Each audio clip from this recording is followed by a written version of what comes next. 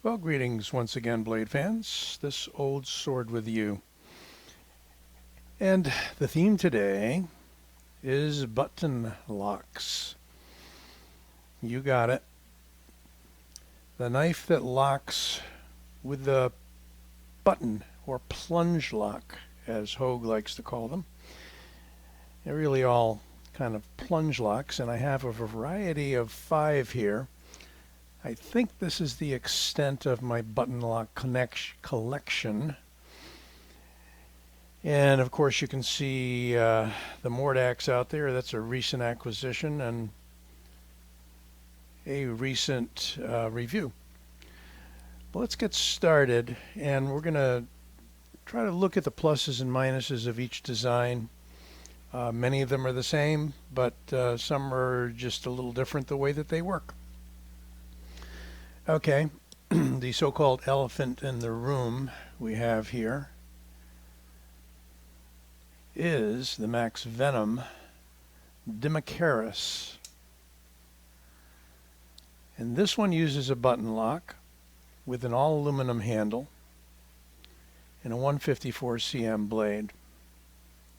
It is a giant knife, well over 10 inches overall. Not particularly deep carry, but you may or may not care, but it does have a 4-position clip. Left and right, tip up, tip down. It uses a button lock to close. It closes every bit as easily as the Mordax. Doesn't open all that well with a flipper. You really need to give it some wrist. Has something to do with the way that the blade is hinged down here. You can't get enough momentum up there, but if you give it a little flick with your wrist, opens just fine. As I've described before in a few reviews, this is a knife that's designed to be held a number of different ways. Standard grip, index finger through the hole, index finger on the choil, and I'm not going to attempt it here, but can even be flipped open by putting the fingers through the ring. By the way, it does double function as an impact weapon as well. Looks a little like a wrench to me. If you didn't know what it was, it kind of looked like some kind of tool. I'm the third owner. There's a little bit of play. I don't know if that can be gotten rid of or not. I mean, there's your plunge lock. Could be that I've tried a little tightening and adjusting. You get it too tight and it won't open very well. You get it too loose and you get blade play. So I'm not sure if that's a matter of wear from the previous owners or just something having to do with the design. These are out of production. You will see some smaller version. There's kind of a junior mini version out there on eBay. I think they're still available. Again, the Dimitris. That, by the way, was, I believe, a Greek warrior who carried 2 swords, is what the name comes from. Let's move on from that button lock to a very fine Hogue EX01 with gorgeous G-Mascus G10 scales. Layered G10 of different colors that when it is milled, you get these interesting spots and splotches in an array of designs on the handle. And it is a solid G10 handle. There is no steel inside this handle except for support around the pivot. However, unlike the Max Venom Dimitris, this is drum tight and yet loose enough to pretty much drop shut. I think they put this guy on washers and not bearings. You can double check me on that.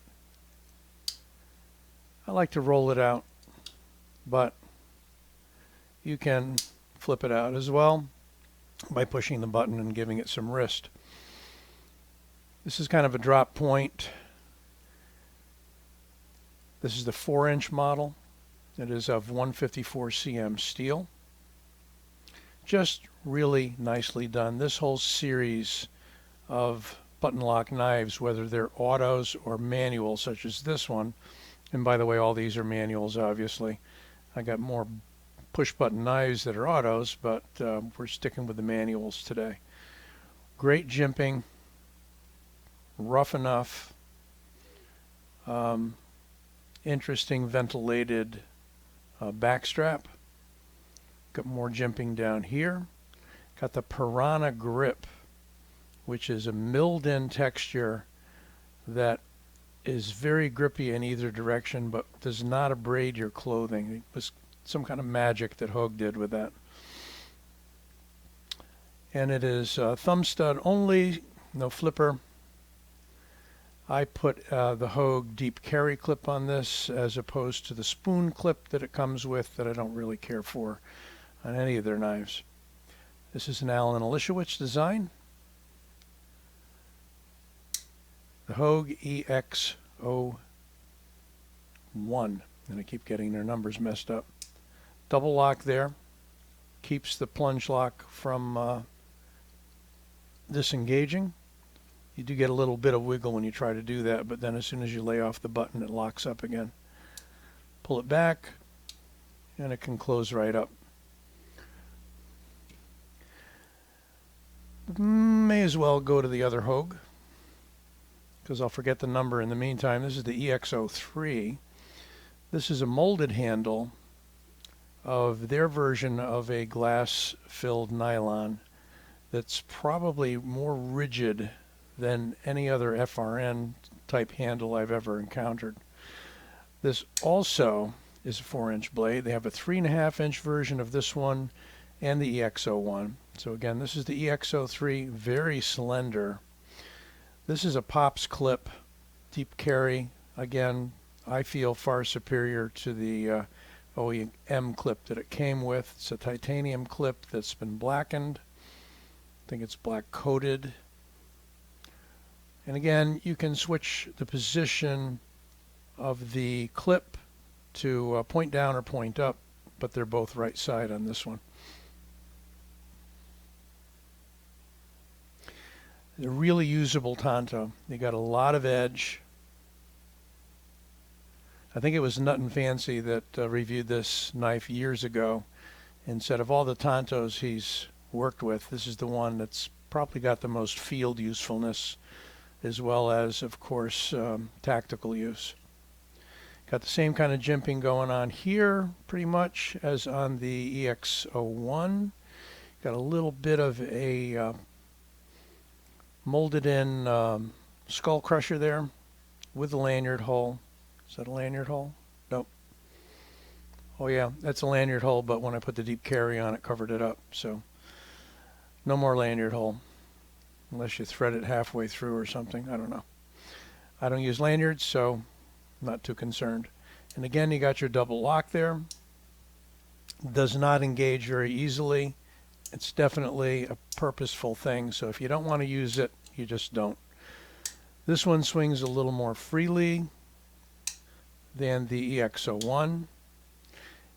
Does come in a couple different blade styles. Comes in a drop point and comes in a 3.5-inch. 154 cm. And again, you cannot beat Hogue's plunge locks for rigidity and durability. They're both great users. All right, more recent acquisition, the Civivi Elementum by We. And here we've got a whole different creature. You got no way to open this, no flipper tab, no thumb studs. It locks closed and locks open. A lot of people don't care for that. I can understand. This one's got a beautiful Damascus blade. I just think the styling with the multicolor shred carbon fiber here, the blue and the gray and the black, is really what drew me to this. Beautiful deep carry clip. Rides on the surface, but the screws are flathead, which is really neat. So push it to close, push it in a little wrist flick to open. Don't have a lot of room to do that here. It's just a unique, neat knife. Nice jimping there. Wide open construction pretty much with kind of a pommel spacer thrown in with a hidden lanyard pin. Just kind of neat. Again, ambidextrous left to right hand, tip up carry. That is the Civivi Elementum button lock.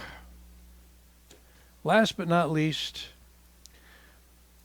got to be my favorite push button now.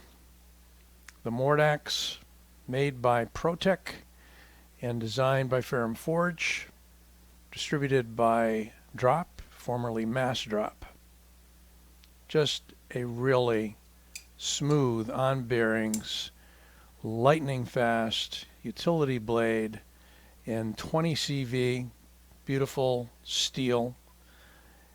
And we'll do some quick comparisons in a second. So, a few quick comparisons.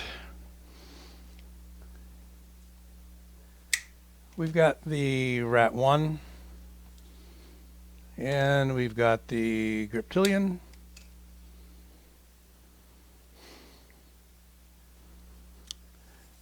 Take out the Mordax, put in the Dimitris, dwarfs everything.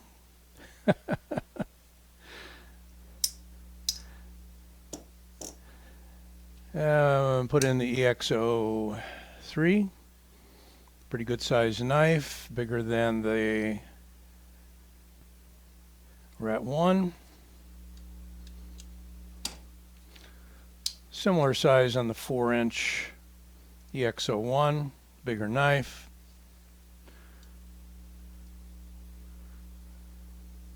A little sticky getting that one closed. And the Elementum, smaller knife than either. Pretty close in size overall though to the Griptilian, maybe a tad bit shorter. So let's bring him back for an encore. The button locks. Hope you enjoyed this vid. Don't forget to give it a like. Don't forget to subscribe because we'd like to see you back and keep you informed on the latest and the greatest going on in my world. Just squeezed them all in. Have a good one, folks. Catch you soon. Be well. Come on back.